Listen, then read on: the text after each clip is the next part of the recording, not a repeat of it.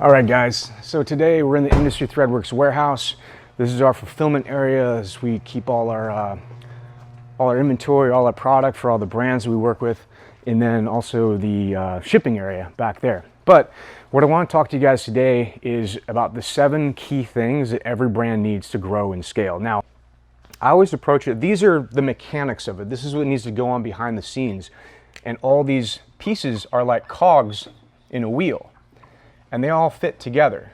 So what happens in the beginning of an apparel brand is you might have 1 or 2 of these things, but they're all not working together, and you'll spin on one and it won't be connected with anything else. So you're constantly trying to switch all these dials and it doesn't feel like anything is working because you don't have everything running together. So ideally what you'll do is you'll have the brand in the center here, these 7 spokes, and it will all be connected like a cargo strap, pushing all these cogs together so that when you crank on the brand, when you put energy and money and time and effort into crafting the lifestyle that your brand, that you are creating, everything else works in concert with it, and you're creating this beautiful piece of machinery that is going to broadcast your message, your meaning, your artwork, your connection to everyone else. You can have an apparel brand grow a little bit and, you know, in fits and starts and lurch around in around the $100,000 to $300,000 mark without doing all 7 of these things.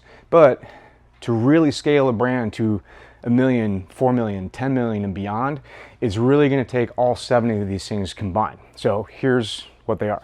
In the very center of it is you, the brand.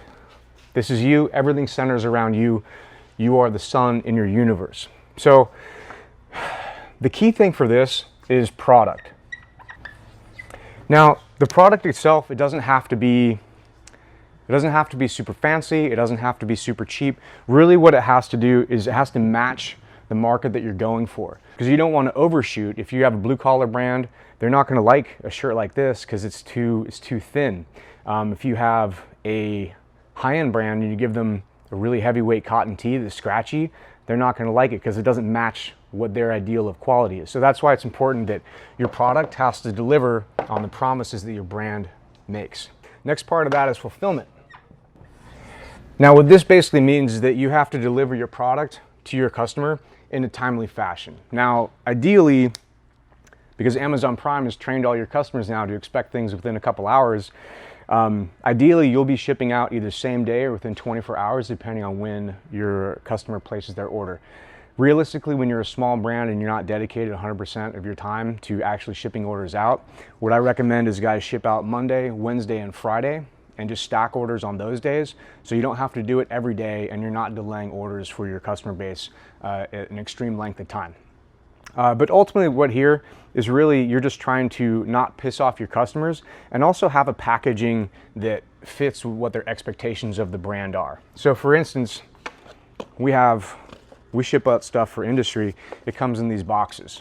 So when your customer opens them up, when they get this in the mail, it's more of an experience than just like a raw white package. They're like, oh, shit, this is pretty cool. This is something unique. They open it up. They've got staring at them, look, a package, handwritten note to me. Thanks for the support. They feel connected to the brand. They pull out the product. The product itself is folded, bagged, clean, nice, custom labeled. It looks professional and clean. When they open it up, it's smooth, it's soft, it's silky to the feel. They can touch it. Now your customer is a part of your brand. Now they're part of the experience that you're trying to craft for them. And that's why it's so important that your product and the fulfillment and the packaging and every piece of it has to connect with the messaging that your brand is putting out across all the other channels, which we're going to get into now. So next thing, content creation. So content and media. This is basically everything that your brand puts out, whether that's visual, it's messaging, it's every experience that the consumer will have with your brand, what they're seeing, what they're hearing. This is created from you. This is your content creation.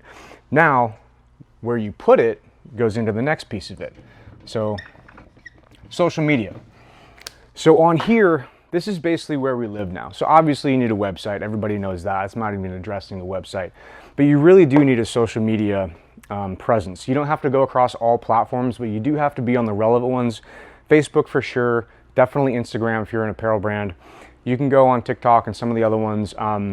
You can do it. It's just, if you don't have the bandwidth to do it effectively, probably stay off it and just concentrate on the main ones where most of your people are. Deploy the content across social media effectively. There's a whole bunch of stuff that goes into that. That's a whole other video. But there's other people that talk about this stuff all day long, so we're not going to get too much into that. Just know that deploy high quality content across social media. All right, so the next piece of the puzzle here is effective advertising. So remember, it's not just advertising, it's actually effective advertising. So social media is a big part of that, but advertising by itself is not a fix. It's not gonna, you have to have really high quality content that has great messaging that connects with your consumer and makes them want to be a part of your brand and your lifestyle that you're creating to have effective advertising. So if you just have junk that you're putting out, nobody's going to care about it. You can spend all the money you want and put it in front of 1 million people, but if it's junk, nobody's going to like it. So you're much better off spending the money and the time creating quality content that resonates with people and that really describes your brand in a meaningful way that they can get behind. Now, when you actually put money behind advertising, people are going to be interested in it. They're going to want to share it. And then you'll become much more effective with the dollars that you put in because people are going to want to share it organically. So effective advertising, the next piece of that is email campaigns. So the conclusion of this is content creation, deployed on social media, boosting it with effective advertising. Now you're following up with an email campaign. Now some people call this ClickFunnels and all this. Basically what it is you're maintaining connection with your consumer base. They've already said they want to be a part of what you're doing. They like what you're putting out. They want more of it. So an email campaign is just a way to maintain that connection, offer them more insight, more ways to feel connected to you and the lifestyle that you're building. The final piece of this is customer service. So the customer service is basically an extension of all this. So anytime anybody reaches back to your brand, really what they're doing is reaching back to customer service. All this really is, people mistake building a brand with designs and products and they sometimes get too in the weeds with all this stuff and the mechanics of it. But really what you're doing with a brand, and this is the first thing I tell all our clients with industry, is an apparel brand doesn't actually sell apparel, which seems weird. An apparel brand sells a lifestyle, 100%. The apparel is just a way for people to be involved in that lifestyle and say, I like what this brand is doing. I like what this brand is about. This brand represents me. I want to be a part of this. It's like a tattoo you wear for the day. So some of it can be very extreme and aggressive because maybe sometimes you feel extreme and aggressive one day. Some of it can be subtle, like a small branding piece or like maybe a small embroidery. Maybe you're going out. Maybe you don't want to stand out as much. I mean, we could do a full 20-minute video on each part of this at least, but I wanted to give you guys a basic understanding of these 7 main things that we've seen be absolutely necessary for a brand to scale up into the 7 and 8-figure range. So these are a few things that we've learned. I hope this helps you guys, no matter where you are on the path of a clothing line, whether it's just an idea or whether you're already doing 7 figures and looking to scale or 8 or even 9. I hope you guys got something out of this. So we're gonna do a lot more of these. We have a bunch on our YouTube channel already. If you wanna follow us along on Instagram, it's industry_threadworks, or my personal page is Invictus5326. If you like what we're doing, click like, subscribe, or follow us on wherever you're watching. Cool. I always feel so goofy doing fucking videos, dude.